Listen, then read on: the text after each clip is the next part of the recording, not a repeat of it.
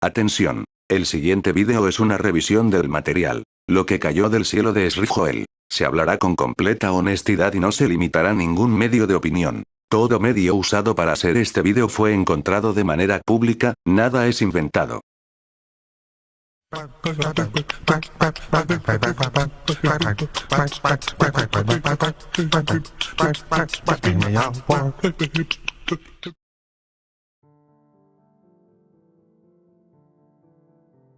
Hola a todos, mis queridos speakers, el día de hoy les deseo una buena mañana, tarde o noche a todos ustedes en sus casas, y espero que, esté nevando o haga mucho calor, se la estén pasando chido en estas épocas decembrinas. A 3 días de Navidad les traigo un regalo, y no es una funa aún hoy todo rancio, sino más bien una revisión de una creepypasta que lleva bastante tiempo en el internet, y que, yo pude ver hace bastante tiempo, cómo se fue publicando capítulo tras capítulo hasta que luego salió toda junta. En su tiempo me interesó bastante, obvio no sabía nada del terror cósmico, o de Lovecraft ni nada por el estilo. Ahora que ya conozco todos esos géneros y demás aspectos de la literatura, puedo darle una revisión a este material, con otra mentalidad y nuevos puntos de vista, porque recuerden, quedarse con un solo punto de vista toda la vida solo, te hace quedar como un orate sin nada que hacer.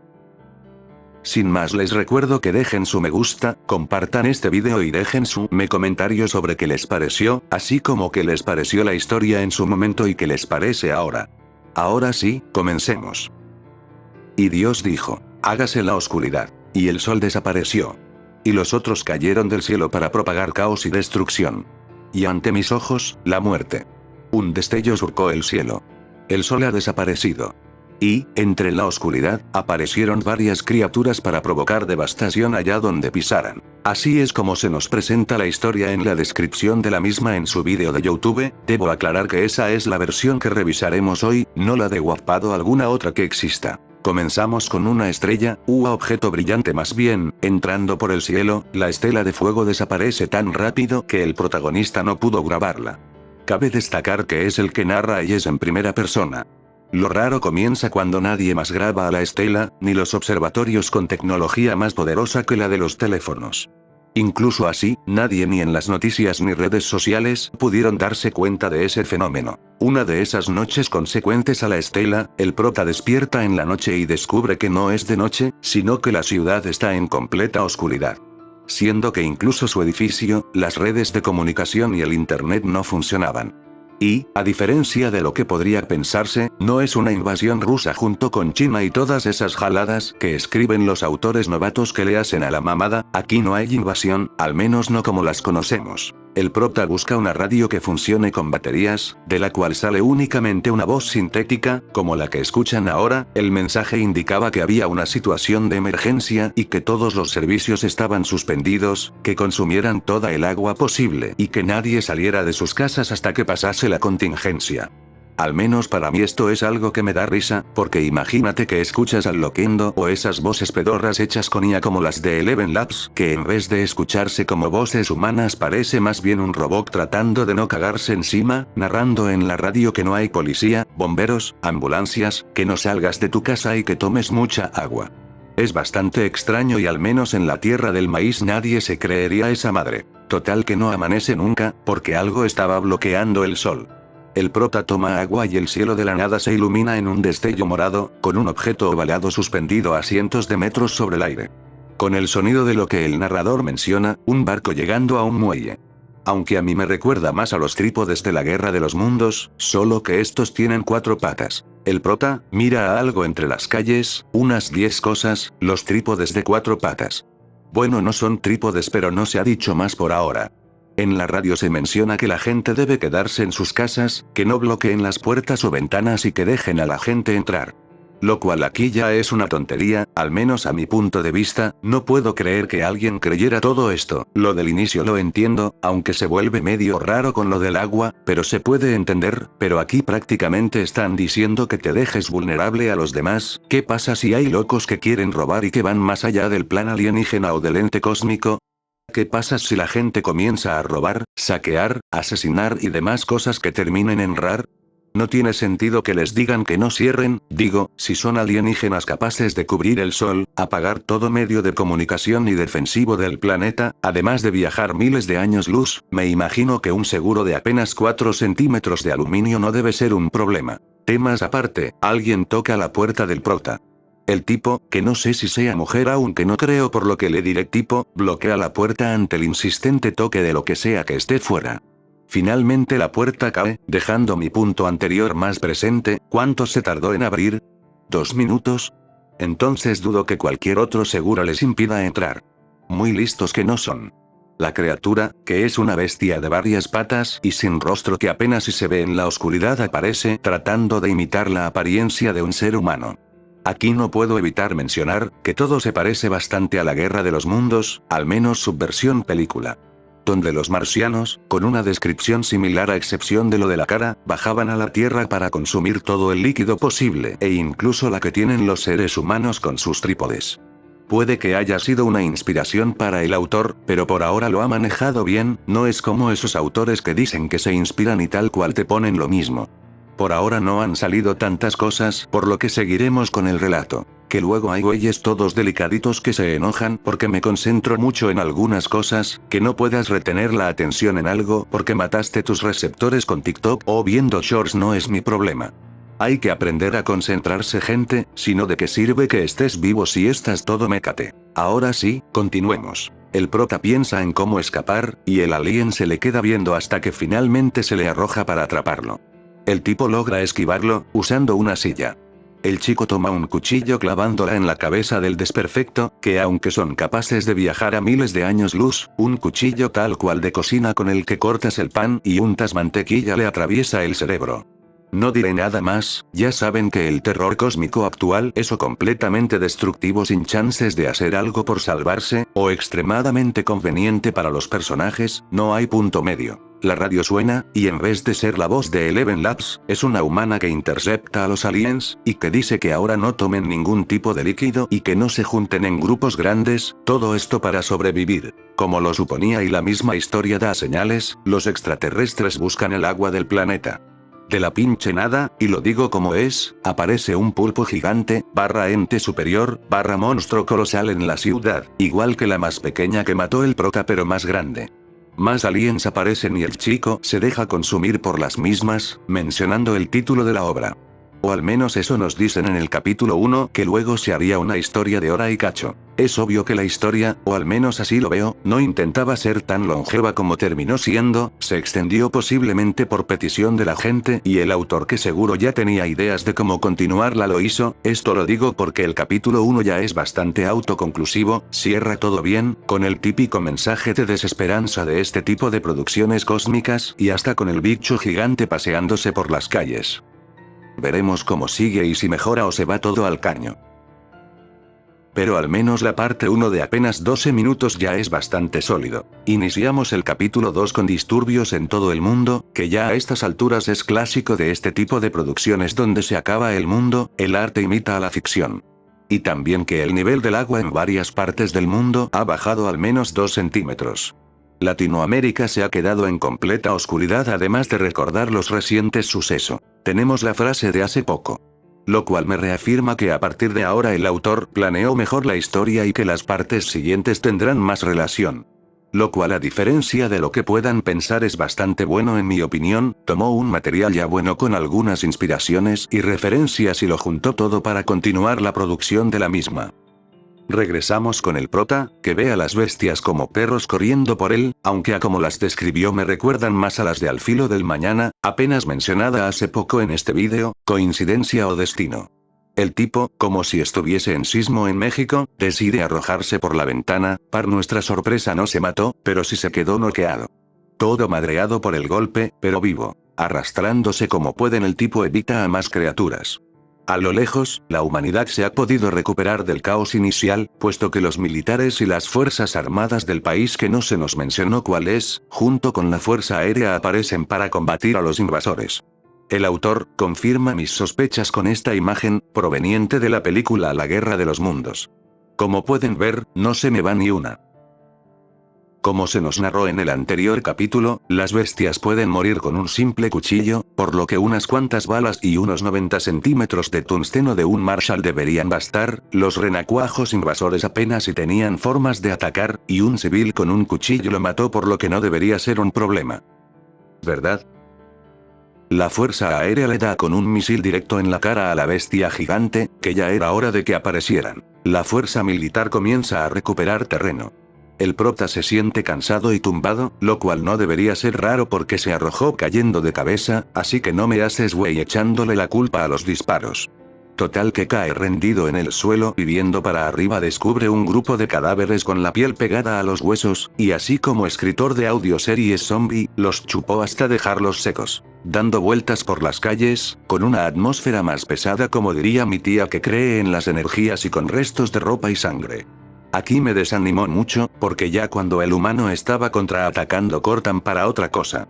Comienzan a aparecer personas que trataban de hacer actividades cotidianas, pero sin saber cómo hacerlas, como los zombies de los muertos no mueren. El chico regresa a su apartamento, porque ya se le olvidó que había monstruos comiéndose gente. Y aquí viene mi decepción más grande de todo lo que es esta historia, y es que, a diferencia de lo que una mente pensante pueda imaginar, los gobiernos del mundo, que tienen balas, tanques, aviones y demás instrumentos hechos específicamente para matar, perdieron todos al mismo tiempo, porque al parecer los pinches aliens, que mueren con un cuchillazo de un morro flaco que no ve en la oscuridad, les ganaron a las balas. Sí, ok, suena bastante creíble. Aquí las cosas ya comienzan a parecerse a lo que te diría un vato bien grifo, y es que ahora resulta que los aliens no estaban en la Tierra por el agua o los recursos, sino por la humanidad del ser humano. ¿Quién escribió esto? ¿Rebecca Sugar? Además es que no encaja, se supone que los mismos aliens decían que no se dejase de tomar agua y que los chupaban, así como lo oyen, hasta dejarlos secos, y ahora resulta que los querían para cambiar de cuerpo e imitar la apariencia humana. ¿En qué quedamos entonces?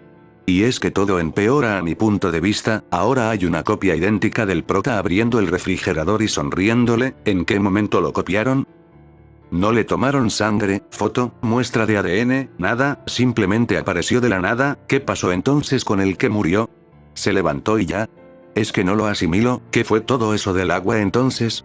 ¿Y cómo es que todos los gobiernos del mundo al mismo tiempo perdieron contra criaturas que eran tan frágiles?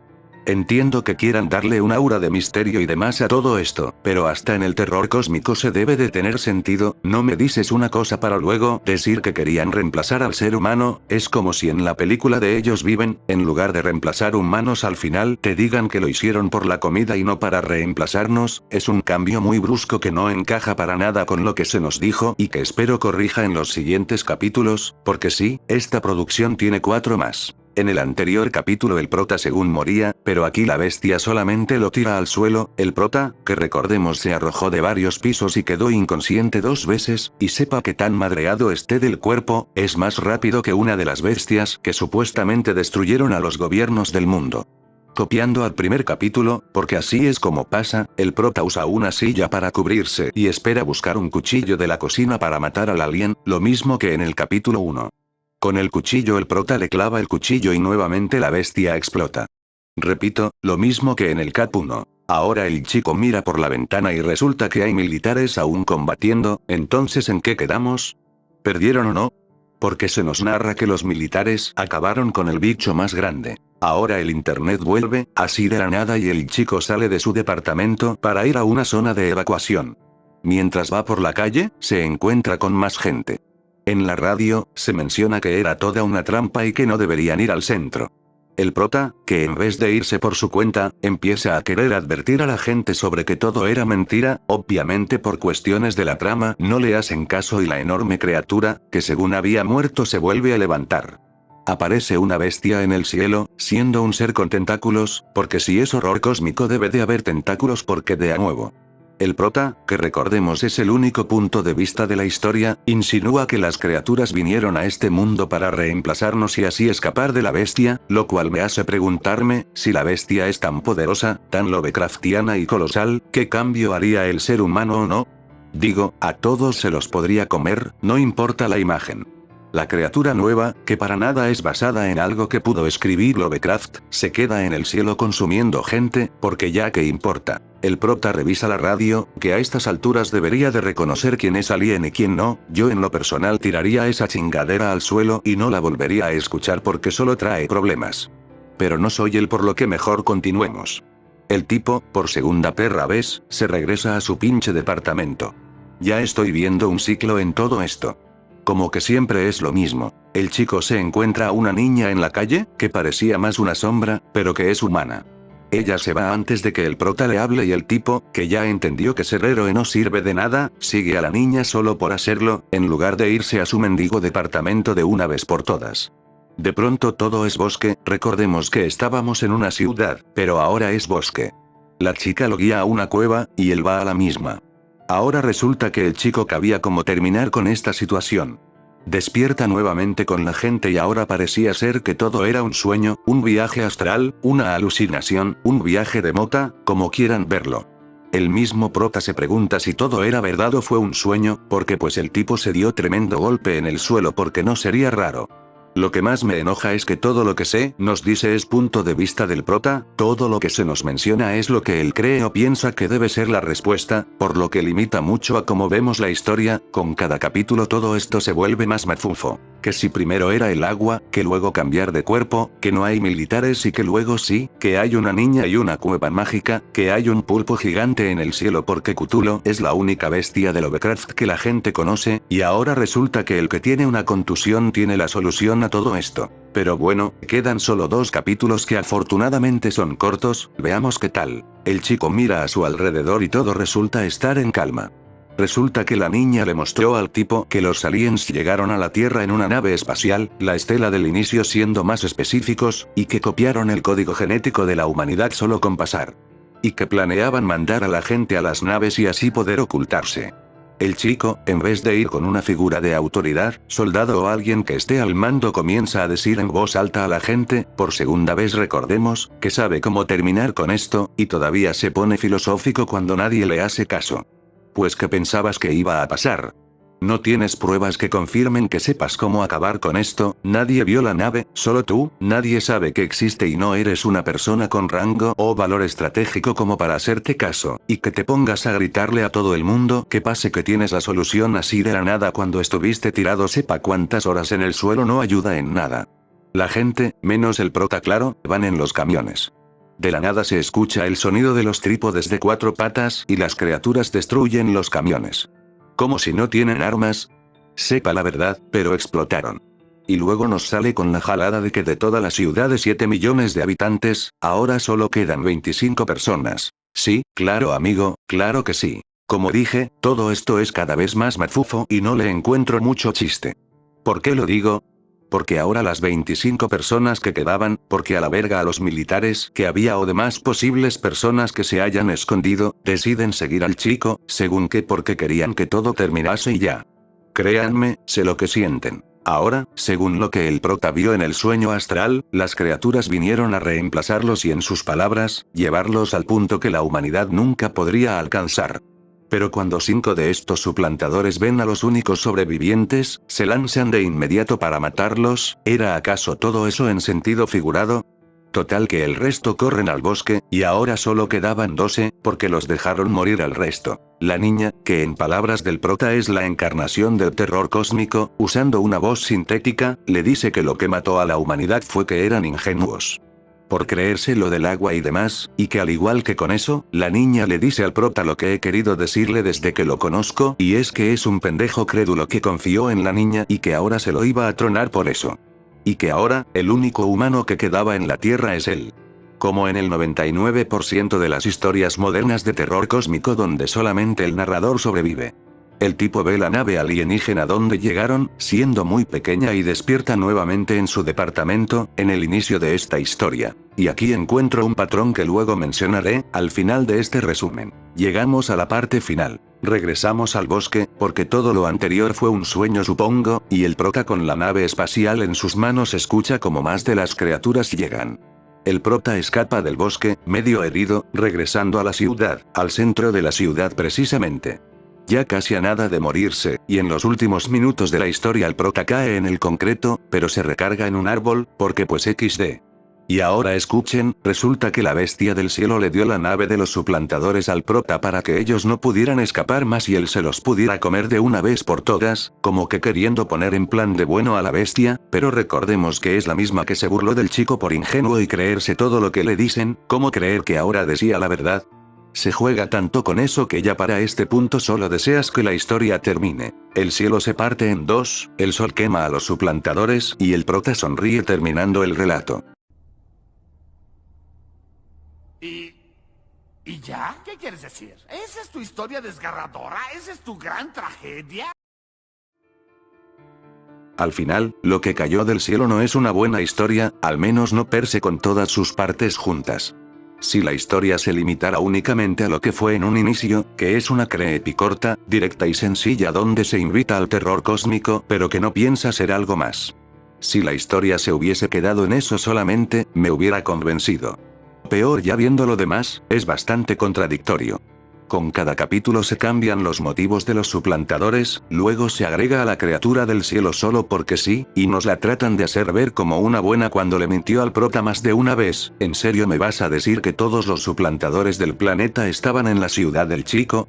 Es bastante fantasioso por no decir conveniente, incluso en una historia de este tipo, agregando que los militares van y vienen, aparecen y luego no, y que las fuerzas armadas de todo el mundo perdieran en menos de un día contra bestias que un chico que estaba herido pudo matar, primero normal y luego estando herido de la misma forma exacta, siendo que las bestias tenían de punto débil la cabeza, es bastante irreal. El agregado de una bestia igual pero más grande solo apela a impresionar al espectador, no hace nada en la historia y es eliminado muy fácilmente. Todo esto no hace a la historia mala, sino que, como mencioné sobre el punto del final, parecen más bien un grupo de historias autoconclusivas ligeramente conectadas. Siendo el capítulo 1 el punto más fuerte que respalda esto. Una serie de historias de terror cortas, que combinan varios conceptos que no terminan de encajar todos al mismo tiempo. Tal vez, si la historia hubiese sido más larga, con más capítulos, más puntos de vista y demás, podría haber llegado más lejos que ser simplemente otro ejemplo de la escritura del terror cósmico actual que repite todos los clichés de ese género. Ya sea la criatura del espacio con tentáculos y poderes colosales, las bestias cambia cuerpo, que solo el prota sobreviva y que obedezca a la bestia, entre otras cosas. A mi punto de vista, es una historia que se pierde mucho en sus partes que deberían ser importantes, y que el prota constantemente cambie de opinión haciéndole caso a todo lo que se le presenta, parece ser otro agregado más puesto con calzador en una historia que era meramente autoconclusiva y que se extendió de más por medios externos. Si te gustó este vídeo, me ayudarías mucho compartiéndolo, dando me gusta y comentando qué te pareció. Agradezco eternamente a los miembros del canal por su estadía aquí, al igual que a Salamandro que su canal siempre está en la descripción y es quien se encargó de hacer los avatares de mi mono y de la Lady Speaker. Sin más, soy Lord Speaker, y les deseo una feliz Navidad 2024. Hasta pronto. Seguimos en contacto.